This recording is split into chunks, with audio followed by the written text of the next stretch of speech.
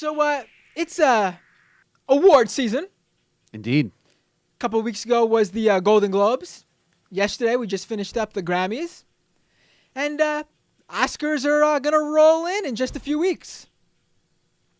And one of the films who are getting a ton of Oscar buzz, and rightfully so, is 12 Years a Slave. For those unfamiliar with the film, it's based on the autobiography of Solomon Northup, who was a free black American who was kidnapped in 1841 and sold into slavery in the Deep South. And the film is getting critical acclaim.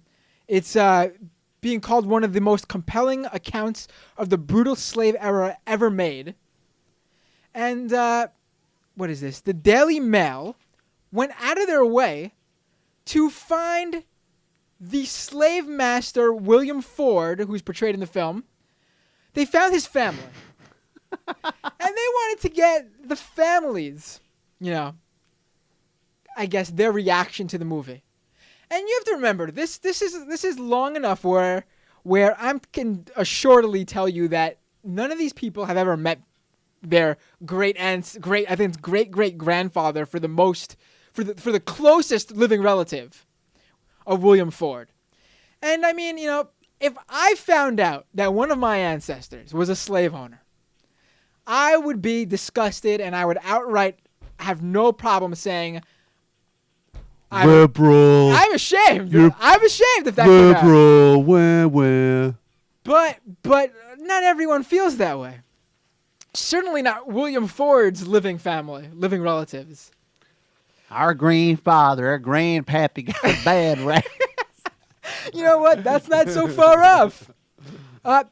They are some of the film's most ardent critics, actually, who say it ignores the kindness that Ford displayed his slaves, and claim that the filmmakers are promoting a distorted and simplified version of the truth. Slavery was a very complicated matter. Unbelievable. Many of Ford's descendants still live in the Cheneyville area, and some were tracked down by the mail. One of his great-great-grandsons, 77-year-old William Marcus Ford, describes the film as too dark and exaggerated.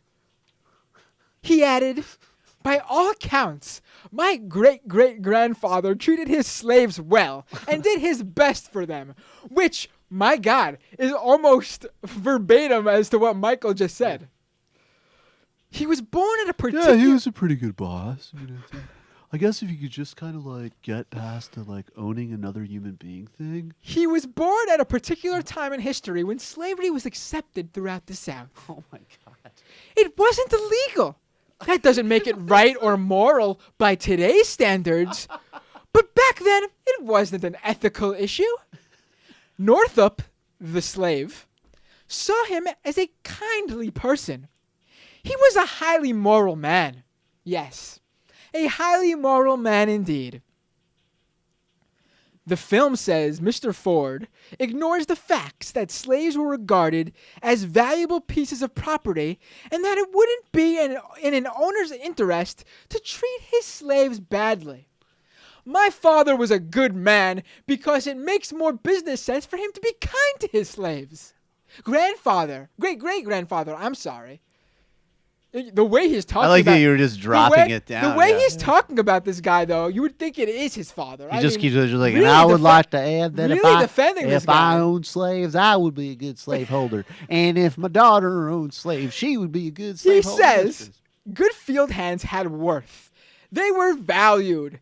A skilled craftsman like Northup would have been valued. Let's not talk about maybe those unskilled slaves. They could be treated badly. That was fine. Yeah. Unskilled slaves are an entirely different matter. There might have been a few bad apples, but I don't think there was a widespread brutality.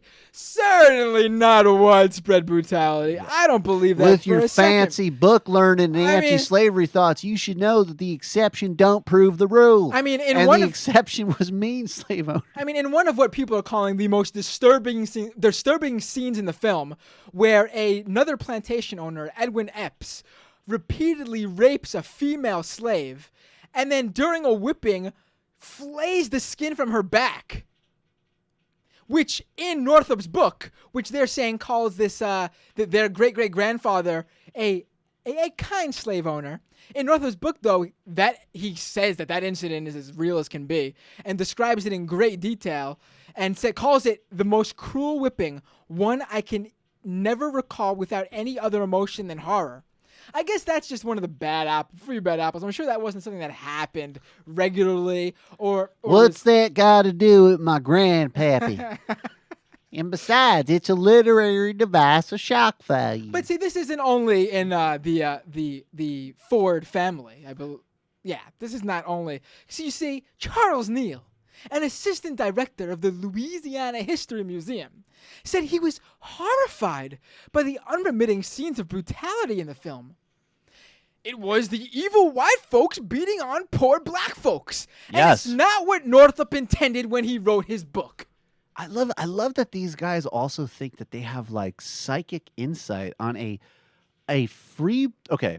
As a white Southern man, I know about this black Northern man who was kidnapped and sold into slavery in the South better than anybody else knows him. I can read the subtext. When he talks about being tortured and sold into slavery, he was saying, wow, those folks were mighty nice. The assistant director of the Louisiana History Museum continues.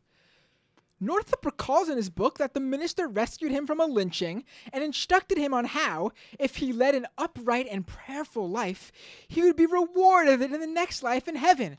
Your life must suck right now, Mr. Northup, if he even had the kindness to refer to him as Mr. Northup. Oh, there's no way. Yeah, no way. But if you're a kind Christian man, like me, a slave owner, maybe you won't be a slave in heaven. I think that wait, I gotta continue with the South this. needs to be sanctioned. I gotta give you this. All right. This guy continues, assistant director of the Louisiana History Museum. Ford even gave him as a gift a fiddle, which he played at neighboring plantations. What a kind slave owner, giving his slave a fiddle. Let's get a few things straight. One, he helped him to not be hung on a tree and murdered. So that's number one. That's not something any old person just does. I like to say Secondly, he told him a fairy tale about if he was tortured and was really nice about it during the whole time until he dropped dead from slave labor, that he would get rewarded with nice puffy cakes on a cloud. And third, he gave him a fiddle. But thankfully, the Daily Mail was able to find a Louisiana historian, Frank Eakin, who thankfully, thank you for Louisiana, I'm sure, because I'm sure. This is getting embarrassing. Please. Thankfully, they found someone who said how, this was a time when the southern states were gripped by mounting fear of their own slave populations. So this slave owner, Ford, may have, and very likely, had other motives for treating, or at least trying to treat his slaves well. Violence had worked in the past as a means of control. But now the worry for slave owners, like Ford, was that if you were violent to a slave, they might, have to stand up for themselves and kill you. Who do those slaves think they are? So there's it's a bit more nuanced than my great-great-grandfather was a kind slave owner on his own accord. They double down. His family finds another. The Daily Mail finds another member of his family, a great-great-great-granddaughter, who said that the family always cherished the belief that Ford was just the kind of exemplary man that Northup wrote of in his book.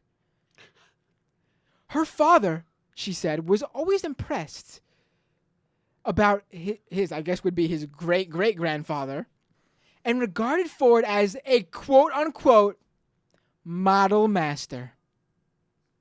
I don't think there's anything more to say about this story. He also continued that life on his great-great-grandfather's plantation was the bright side of the picture. When my sisters or I misbehaved as kids, my father would quote from the passage where Solomon, the slave, describes Ford, the slave owner, as a noble, candid Christian man, and tell us we had to live up to that. Be more like your great-great-great-grandfather, kids, the slave owner. That gives whole new meaning to that old Voltaire line. I don't even know. Voltaire said religion was created to keep the help from stealing the silverware.